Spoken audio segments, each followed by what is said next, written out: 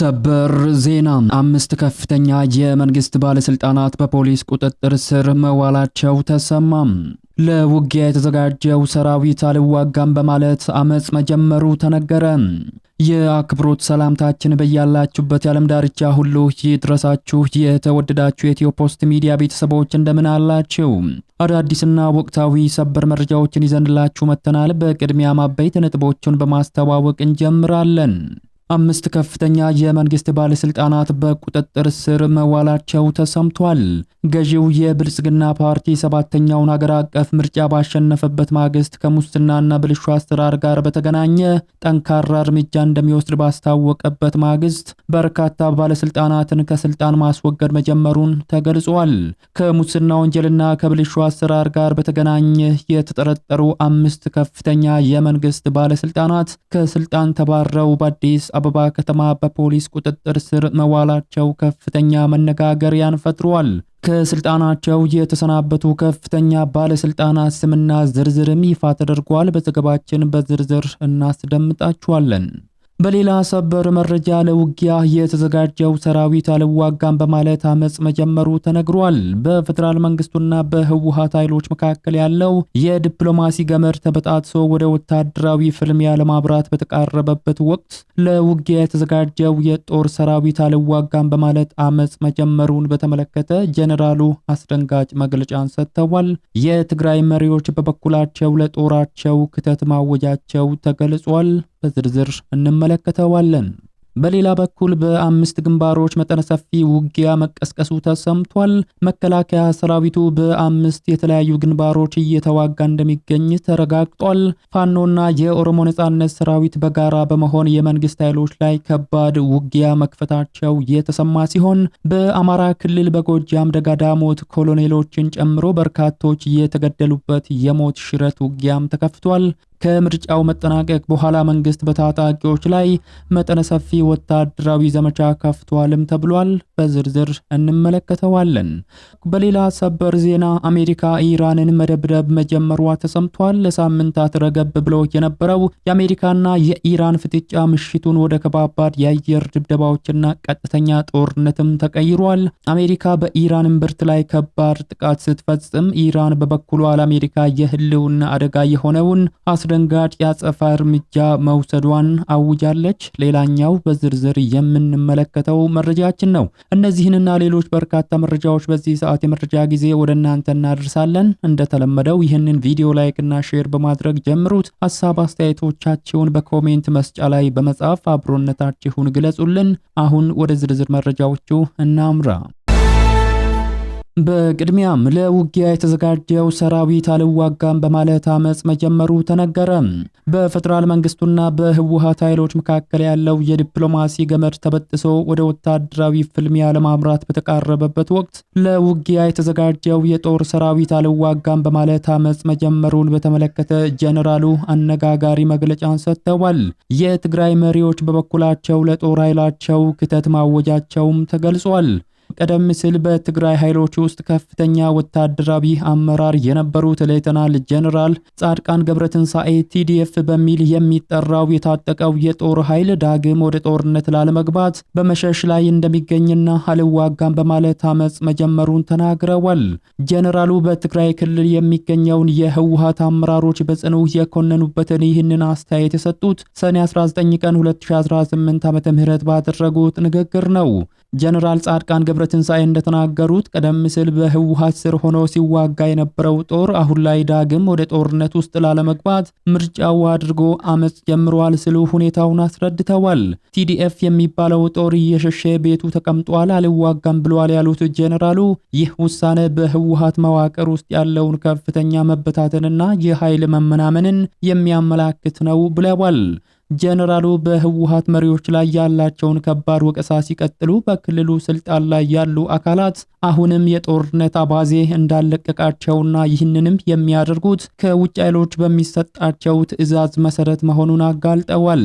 ትግራይ ያሉ መሪዎች ከሻቢያ የሚሰጣቸውን ተልእኮ ተቀብለው የጦርነት ፍላጎታቸውን አሁንም አልተውም፣ ነገር ግን አቅማቸው ስለተመናመነ እያወላወሉ ነው ሲሉ የአመራሮቹን የፖለቲካዊና ወታደራዊ አቋምን ወቅሰዋል። ህወሓት ቀደም ሲል ክልሉን ይመራበት የነበረው የቁጥጥርና የማስተዳደር አቅም ማጣቱን የገለጹት ጄኔራሉ ቡድኑ ስልጣኑን ለማስጠበቅ ሲል ወደ አምባገነናዊ አፋኝ መመሪያዎችን እያወጣ ይገኛል በማለትም አመላክተዋል። በፊት ማስተዳደር በቻሉበት አቅም ማስተዳደር ስላልቻሉ አፋኝ ህግ አውጥተው ማስተዳደር ነው የሚፈልጉት ያሉት ጄኔራሉ ቡድኑ በቅርቡ ያወጣቸውን አስገዳጅ የወታደራዊ ምልመላና የገንዘብ ቅጣት ህጎችን በተዘዋዋሪ መንገድ ኮንነዋል። አክለውም ቀደም ሲል የሰሩትን ወንጀሎች ለመሸፈን ሌላ ወንጀል እየሰሩ እንዳለ ይሰማኛል ሲሉ በህወሓት አመራሮች ላይ ያላቸውን ጽኑ ጥርጣሬና የክስ አስተያየትንም ሰንዝረዋል። ይህ የጀነራል ጻድቃን ገብረትንሳኤ መግለጫ የህወሓት አመራሮች የፕሪቶሪያውን ስምምነት በመጣስ አዲስ ጦርነት እየቀሰቀሱ ይገኛሉ በማለትም ተናግረዋል። ወደ ቀጣዩ መረጃችን ስናመራ በ5 ግንባሮች መጠነ ሰፊ ውጊያ መቀስቀሱ ተሰማ። መከላከያ ሰራዊቱ በ5 ግንባሮች እየተዋጋ እንደሚገኝም ተረጋግጧል። ፋኖና የኦሮሞ ነጻነት ሰራዊት በጋራ በመሆን በወለጋ የመንግስት ኃይሎች ላይ ከባድ ውጊያ መክፈታቸው ተሰምቷል። በአማራ ክልል ደግሞ በጎጃም ደጋዳሞት ኮሎኔሎችን ጨምሮ በርካቶች የተገደሉበት የሞት ሽረት ውጊያ ተደርጓል። ከምርጫው መጠናቀቅ በኋላ መንግስት በታጣቂዎች ላይ መጠነ ሰፊ ዘመቻ መክፈቱም ተነግሯል። እነዚህ ዘመቻዎች በዋናነት ያነጣጠሩት ደግሞ የተለያዩ የክልል አማጺዎች ይገኙባቸዋል ተብሎ በሚታሰቡ አዋሳኝ ቦታዎችና በታጣቂዎች ጠንካራ ይዞታዎች ላይ ያነጣጠረ ነው ተብሏል። ውጊያዎቹን በተመለከተ የመከላከያ ሰራዊትና የክልሉ ኮሚኒኬሽን ቢሮ መረጃዎችን አጋርቷል። የክልሉ ኮሚኒኬሽን ቢሮ ከሰሞኑ በሰሜን ወሎ ቀጠናዎች ስለተደረገው ውጊያ አጭር መረጃን ያጋራ ሲሆን የ13ኛ እዝ ክፍለ ጦሮች ባለፉት 3 ቀናት በዞኑ ከአቡነ ዮሴፍ እስከ ኩል መስክ ኦፕሬሽን ማድረጋቸውን ገልጿል። የፋኖ ይዞታዎችና መደበቂያ ቀጠናዎችን የማጽዳት ኦፕሬሽን የሚል ስያሜ በተሰጠው በዚህ ዘመቻ መከላከያ ድል እየቀናው ነው በማለትም ቢሮው አክሏል። ከአቡነ ዮሴፍ እስከ ኩልሙስክ ያለው አካባቢ የፋኖ ዋና የጦር ሰፈር ወይንም ቤዝ መሆኑን የገለጸው መረጃው በሰሞነኛው የ3 ቀናት ኦፕሬሽን የጦር ቤዙን ማጽዳት መቻሉን ገልጿል። ይህ የተጠናከረ የፍተሻ ስራ በሚካሄድበት ወቅት የምስራቅ አማራ ብሔራዊ መረጃና ደህንነት የጠላት ጥይትና የጦር መሳሪያ የተደበቀበትን ስፍራ በትክክል በመጠቆም ከፍተኛ እገዛን አድርጓል ብሏል። ለአብነትም የፋኖና የህወሓት ኃይሎች በሚገኙባቸው የሰሜን ወሎ አካባቢዎች እንዲሁም ፋኖና የኦሮሞ ነጻነት ሰራዊት ይገኙባቸዋል በተባሉ የወለጋ ቀጠናዎች ከፍተኛ ውጊያዎች እየተደረጉ እንደሚገኝም ተመላክቷል። በተጨማሪም እንደ ጎጃምና ደቡብ ጎንደር ያሉ የፋኖ ጠንካራ ይዞታዎች ናቸው በሚባሉ አካባቢዎች ላይም የመንግስት ኃይሎች ለ7 ቀናት የሚዘልቅ አዲስ ዘመቻን እያከናወኑ ነው ተብሏል። ይህንን በተመለከተ መግለጫ ያወጣው የመከላከያ ሰራዊት በወለጋ ፋኖና ኦነግ ሸኔ ተጣምረው ጥቃት ለመክፈት መንቀሳቀሳቸውን ይፋ አድርጓል። በምስራቅ ወለጋ ዞን የተሰማራው የማዕከላዊ እዝ አዛዥ የሆኑት ጄኔራል ዘውዱ በላይ በግንባር ተገኝተው ምልከታ ማድረጋቸውን አስታውቀዋል። ጄኔራሉ ጽንፈኛ ሲሉ የጠሩትንና በኦሮሚያ ክልል እየተዋጋ የሚገኘውን የፋኖ ኃይል የመስፋፋት አጀንዳን እያቀነቀነ ነው ሲሉ በተስፋፊነት ወንጅለዋል። ጄኔራሉ አክሎም የእያንዳንዱ የሽብር ቡድን ተልዕኮ ህዝብን ከህዝብ መለያየት መፍጠርና ሰራዊቱን ከህዝብ ለመነጠል የታሰበ በመሆኑ ሰሞኑን በተወሰዱበት እርምጃ ከፍተኛ ጉዳት ደርሶባቸዋል ብለዋል። የእዙ ጣና ክፍለ ጦር የአንድ ሬጂመንት አዛዥ የሆኑት ሻምበል ኩምሳ ከበደ በበኩላቸው ፋኖና ኦላ በጥምረት ሰራዊቱ ላይ ጥቃት መክፈታቸውን አረጋግጠዋል።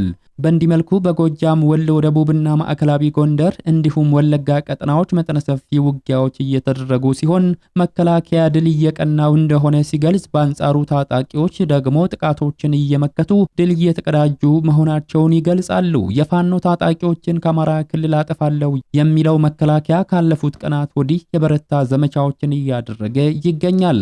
እነዚህ ዘመቻዎች በተለይም በጎንደርና ራያ ቀጠናዎች የበረቱ ናቸው። እነዚህ ዘመቻዎች ተጠናክረው እንደሚቀጥሉም የምስራቅ እዝ አዛዡ ጄኔራል መሐመድ ተሰማ ከሰሞኑ ሲናገሩ ተደምጠዋል። በሌላ ሰበር መረጃ አሜሪካ ኢራንን መደብደቧ ተሰማ። ለሳምንታት ረግቦ የነበረው የአሜሪካና የኢራን ፍጥጫ ምሽቱን ወደ ከባባድ የአየር ድብደባዎችና ቀጥተኛ ጦርነት ተቀይሯል።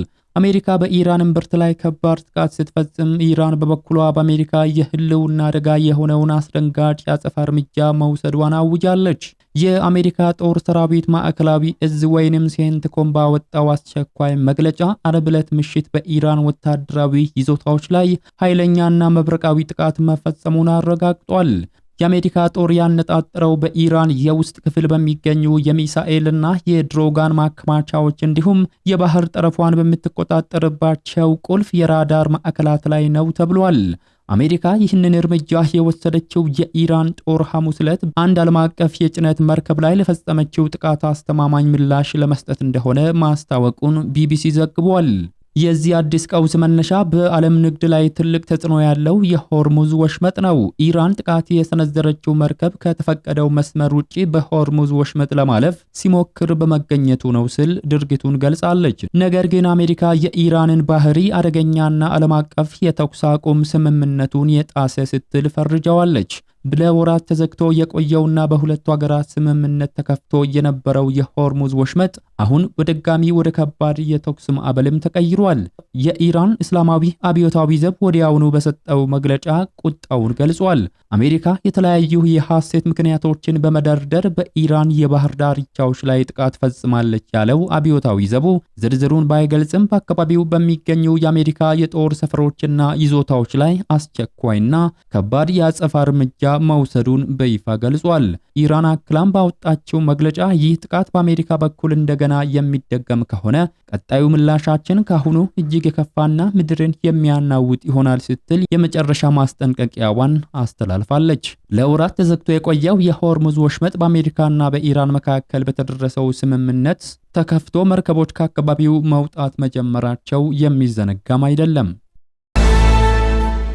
ወደ ሌላኛውና ወደ መጨረሻው ሰበር መረጃችን ስናመራ 5 ከፍተኛ የመንግስት ባለስልጣናት በቁጥጥር ስር መዋላቸው ተሰማም። ገዢው የብልጽግና ፓርቲ 7ኛውን ሀገር አቀፍ ምርጫ ባሸነፈበት ማግስት ከሙስናና ብልሹ አሰራር ጋር በተገናኘ ጠንካራ እርምጃ እንደሚወስድ ባስታወቀበት ማግስት በርካታ ባለስልጣናትን ከስልጣን ማስወገድ መጀመሩ ተነግሯል።